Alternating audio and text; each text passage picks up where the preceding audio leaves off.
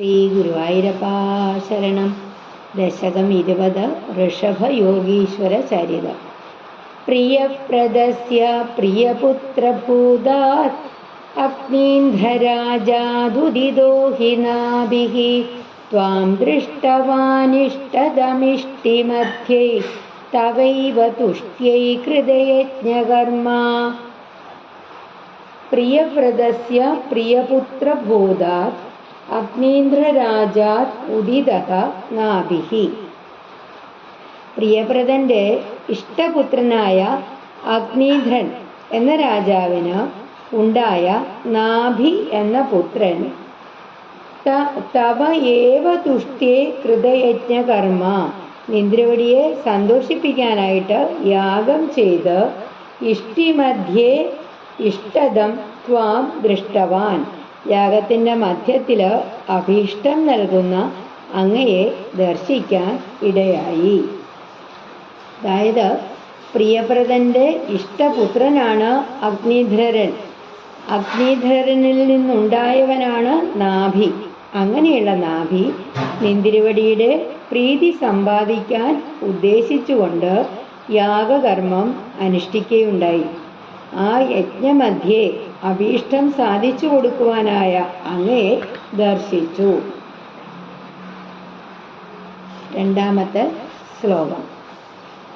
അഭിഷ്ടുതസ്തത്ര മുനീശ്വരൈസ്ത്വം രാജ്ഞസുതുല്യം സുതമധ്യമാനഃ സ്വയം ജനിഷ്യേഹമിതി ബ്രുവാണഃ തിരോദധാ ബർഹിഷി വിശ്വമൂർത്തേ. വിശ്വമൂർത്തേ തത്ര മുനീശ്വരൈഹി അഭിഷ്ടുതഃ. വിശ്വരൂപിയായ ഭഗവാനെ യാഗവേളയിൽ മുനിശ്രേഷ്ഠന്മാരാൽ സ്തുതിക്കപ്പെട്ടവനും രാജ്ഞഃ സുതുല്യം സുതം അർത്ഥ്യമാനഃ ത്വം. നാഭിക്ക് അങ്ങേക്ക് തുല്യനായ പുത്രനെ പ്രാർത്ഥിക്കപ്പെട്ടവനുമായ അവിടുന്ന് അഹം സ്വയം ജനിഷ്യേ ഇതി ബ്രുവാണഃ ബർഹിഷി തിരോദധാഃ, ഞാൻ തന്നെ അവതരിച്ചു കൊള്ളാം എന്ന് പറഞ്ഞു. എന്നിട്ട് അഗ്നിയിൽ മറയുകയും ചെയ്തു. അതായത് ഹേ വിശ്വരൂപിൻ, നിന്തിരുവടി അവിടെ മുനിശ്രേഷ്ഠന്മാരാൽ സ്തുതിക്കപ്പെട്ടു. ആ മഹാരാജാവിന് അങ്ങേക്ക് സമനായ ഒരു പുത്രനെ നൽകാനായി പ്രാർത്ഥിച്ചു. ഞാൻ തന്നെ പുത്രനായി ജനിക്കാം എന്നരുളി ചെയ്തുകൊണ്ട് അങ്ങ് യാഗാഗ്നിയിൽ മറയുകയുണ്ടായി. ഇവിടെ ഒന്ന് ശ്രദ്ധിക്കണേ, യാഗാവസരത്തിൽ നാഭിക്ക് വേണ്ടി മുനിമാരാണ് പ്രാർത്ഥിക്കുന്നത്. അവർ ഭഗവാനെ വാഴ്ത്തി പാടിക്കൊണ്ട് നാഭി മഹാരാജാവിന് ഭഗവാനിൽ സദൃശ്യനായ ഒരു പുത്രനെ നൽകണം എന്നാണ് പ്രാർത്ഥിച്ചത്. എന്നാൽ ഭഗവാന് തുല്യരായിട്ട് മറ്റാരാണുള്ളത്? അതുകൊണ്ട് വിശ്വേശ്വരനായ ഭഗവാൻ താൻ തന്നെ പുത്രനായി പിറക്കാം എന്ന് അരുളി ചെയ്തു. എന്നിട്ട് അഗ്നികുണ്ഡത്തിൽ അപ്രത്യക്ഷനാവുകയും ചെയ്തു. അടുത്ത ശ്ലോകം. നാഭിപ്രിയായാം അധമേരുദേവ്യാം ത്വമംശദോ ഭൂതൃഷഭാഭിധാനഃ അലോകസാമാന്യ ഗുണപ്രഭാവപ്രഭാവിദാശേഷജനപ്രമോദഃ. ഇവിടെ മൂന്നാമത്തെ വരി നാലാമത്തെ വരിയോട് ചേർത്ത് ചൊല്ലണം. അലോകസാമാന്യ ഗുണപ്രഭാവപ്രഭാവിദാശേഷജനപ്രമോദഃ. അങ്ങനെ കേട്ടോ. അഥ ത്വം നാഭിപ്രിയായാം അഥ മേരുദേവ്യാം. അനന്തരം ഭഗവാൻ നാഭിയുടെ പത്നിയായ മേരുദേവിയിൽ അംശതഃ അവതാരമായി ഋഷഭാഭിധാനഃ ഋഷഭൻ എന്ന പേരിൽ അലോകസാമാന്യ ഗുണപ്രഭാവ പ്രഭാവിദാശേഷ ജനപ്രമോദഃ. അനികര സാധാരണമായ ഗുണങ്ങൾ കൊണ്ടും പ്രഭാവം കൊണ്ടും സകലർക്കും സന്തോഷം ജനിപ്പിക്കുന്നവനായിട്ട്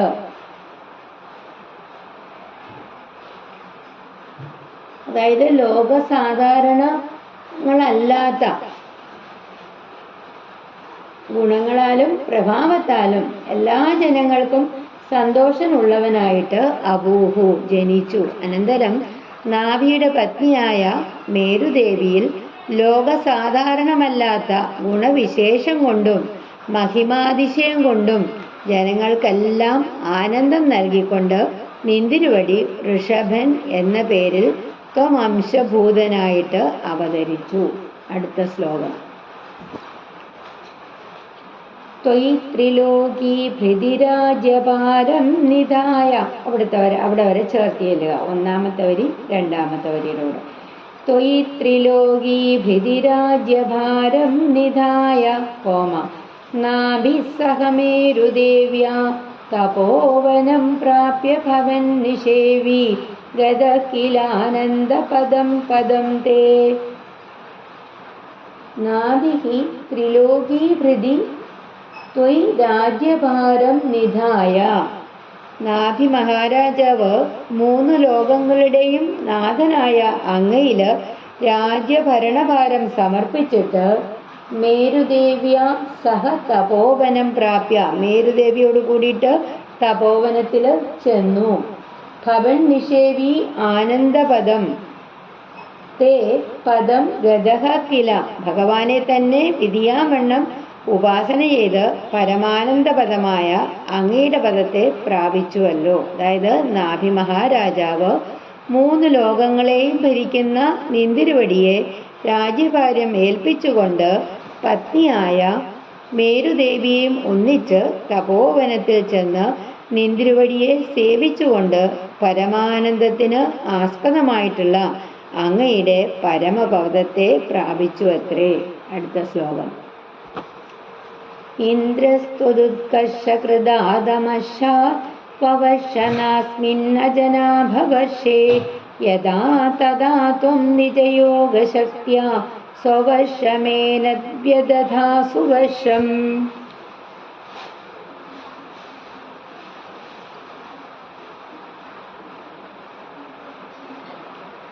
യഥാ ഇന്ദ്രഃ ത്വദുത്കർഷകൃതാ അമശാത്, എപ്പോൾ ഇന്ദ്രൻ നിന്തിരുവടിയുടെ ഉത്കർഷം കൊണ്ടുണ്ടായ ആ സ്പർദ്ധയാൽ അസ്മിൻ അജനാഭവർഷേ ന വവർഷ, ഈ അജനാഭവർഷത്തിൽ ഭാരതത്തിൽ മഴ പെയ്യിച്ചില്ല.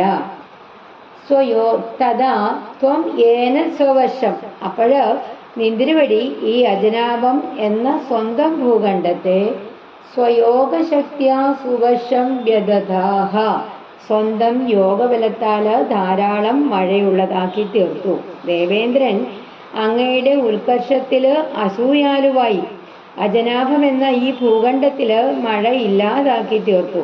ആ സമയത്ത് നിന്തിരുവടി സ്വന്തം യോഗശക്തി കൊണ്ട് അങ്ങയുടെ രാജ്യത്തെ നല്ല വൃഷ്ടിയുള്ള പ്രദേശമാക്കിയിട്ട് തീർത്തു.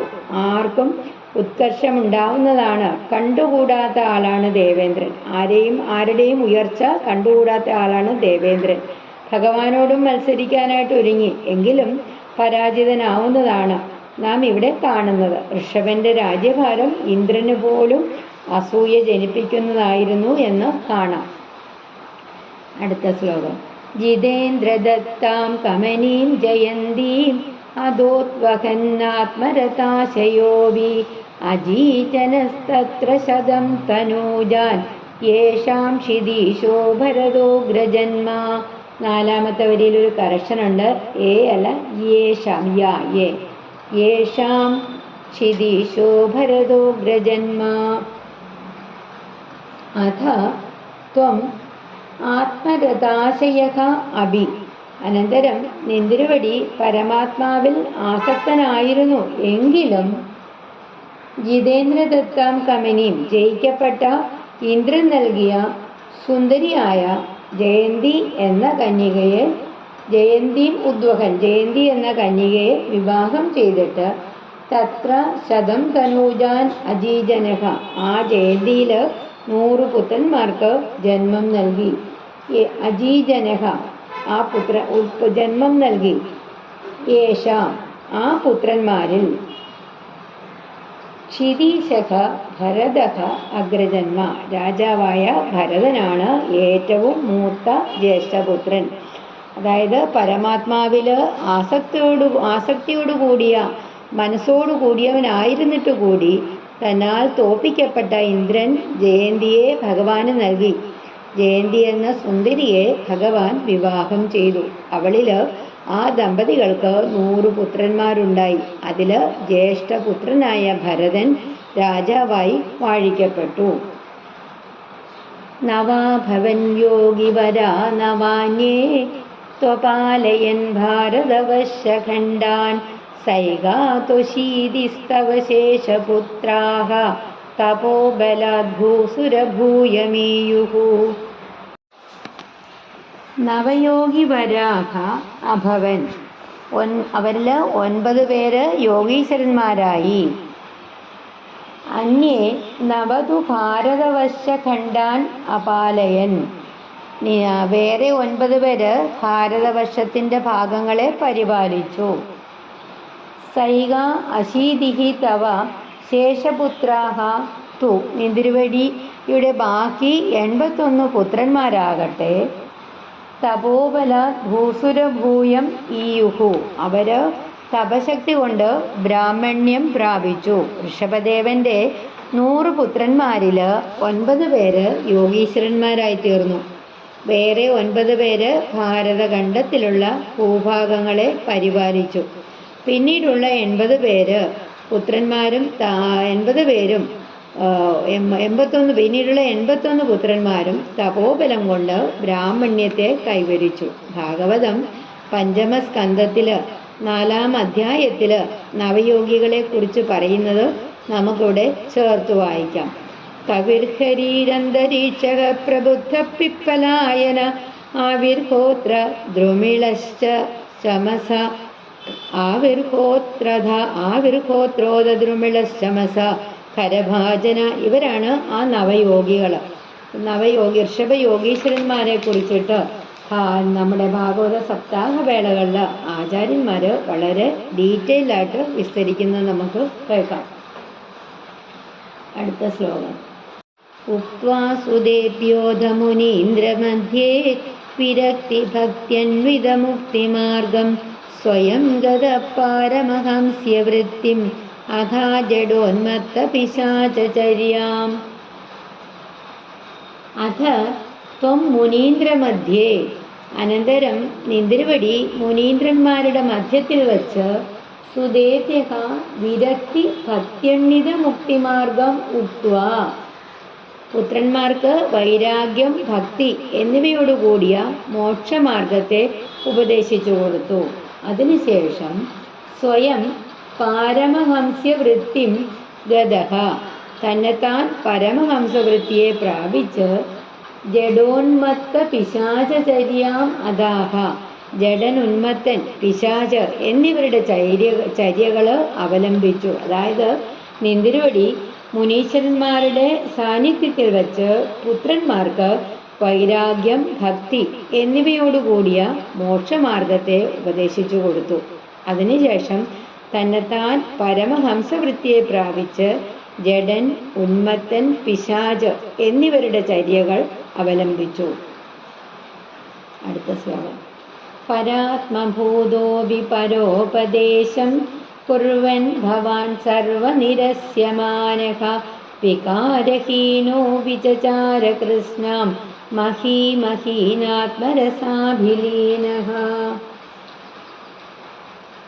ഭവാൻ പരാത്മഭൂതഃ അപി പരോപദേശം കുർവൻ.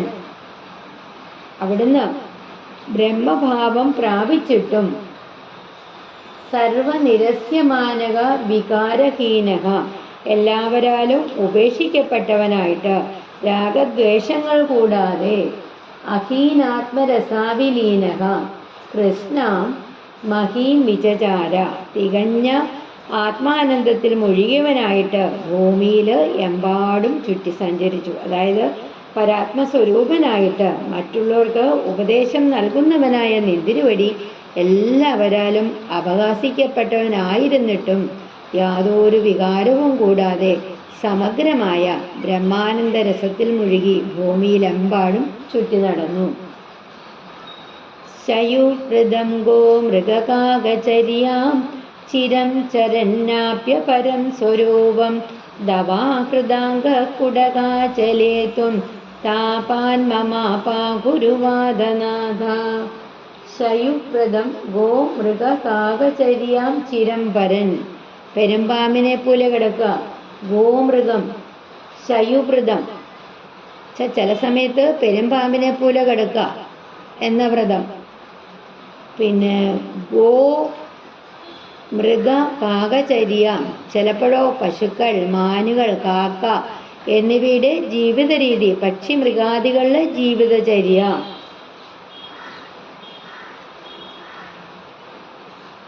ചിരം ശരന്നാപ്യ പരം സ്വരൂപം, അങ്ങനെ വളരെ കാലം അനുഷ്ഠിച്ചു.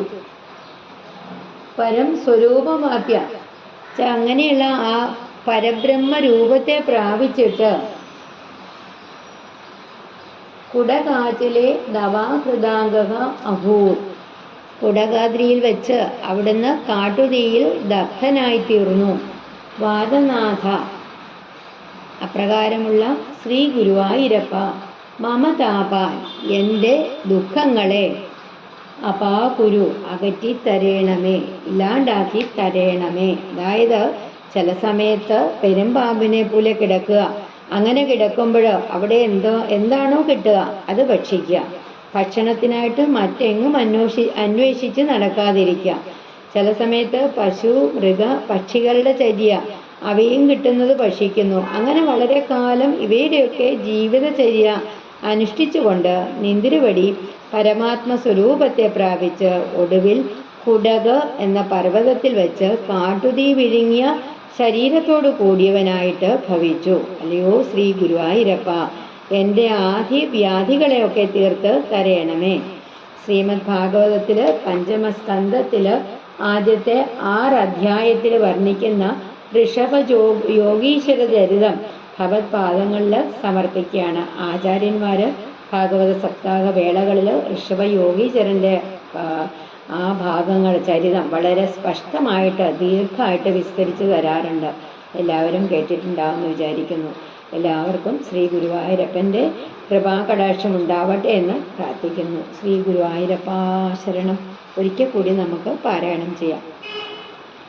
പ്രിയപ്രദസ്യ പ്രിയപുത്രഭൂതാത് അഗ്നീന്ദ്രരാജാദുദിതോ ഹി നാഭിഃ ത്വാം ദൃഷ്ടവാനിഷ്ടദമിഷ്ടിമധ്യേ തവൈവ തുഷ്ട്യേ കൃതയജ്ഞകർമ്മ അഭിഷ്ടുതസ്തത്ര മുനീശ്വരൈസ്ത്വം രാജ്ഞഃ സുതുല്യം സുതമധ്യമാനഃ സ്വയം ജനിഷ്യേഹമിതി ബ്രുവാണഃ തിരോദധാ ബർഹിഷി വിശ്വമൂർത്തേ നാഭിപ്രിയായാം അധമേരുദേവ്യാം ത്വമംശദോ ഭൂതൃഷഭാഭിധാനഃ അലോകസാമാന്യഗുണപ്രഭാവപ്രഭാവിതാശേഷജനപ്രമോദഃ ത്വയി ത്രിലോകീഭൃതിരാജ്യഭാരം നിധായ ഹോമ നാഭിസഹമേരുദേവ്യ.